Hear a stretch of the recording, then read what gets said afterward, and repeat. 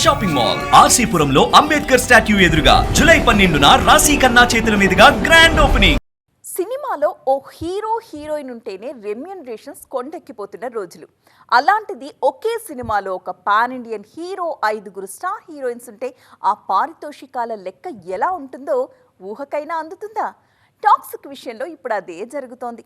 ఈ సినిమా కోసం ఎవరెంత తీసుకున్నారు, అసలు టాక్సిక్ బడ్జెట్ లెక్కలేంటో have a look.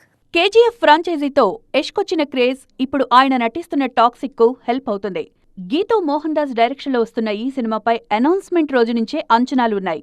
Vintage back drop లో సాగే ఈ యాక్షన్ ఎంటర్టైనర్ ను ఏమాత్రం రాజీ పడకుండా కేవీఎన్ ప్రొడక్షన్స్ తో కలిసి యష్ నిర్మిస్తున్నారు. సుమారు 500 కోట్లతో టాక్సిక్ తెరకెక్కుతోందని తెలుస్తోంది. ఇప్పటికే మేకర్స్ రిలీజ్ చేసిన టీజర్స్, ఓ వీడియో సాంగ్ కు అదిరిపోయే రెస్పాన్స్ వస్తోంది. ఈ సినిమా బడ్జెట్ లో దాదాపు 100 కోట్లు కేవలం రెమ్యూనరేషన్ల కోసమే వాడారని టాక్ నడుస్తోంది. ముఖ్యంగా లీడ్ రోల్ చేస్తున్న యష్ షేరింగ్ తీసుకుంటున్నారు. ఇక హీరోయిన్స్ భారీగానే తీసుకుంటున్నారు. బాలీవుడ్ భామ కియారా అద్వానీకి 15 కోట్లు ఆఫర్ చేసినట్లు వార్తలు వినిపిస్తున్నాయి. అలాగే ఓ పవర్ఫుల్ క్యారెక్టర్ కోసం నయనతారకు 12 కోట్లిచ్చారని ప్రచారం జరుగుతోంది. అలాగే రుక్మిణి వసంత్కు 3 కోట్లు, హ్యూమా ఖురేషీ, తారా సుతారియాకు తలా 2 కోట్లు ఇస్తున్నారని సోషల్ మీడియాలో చర్చ జరుగుతోంది.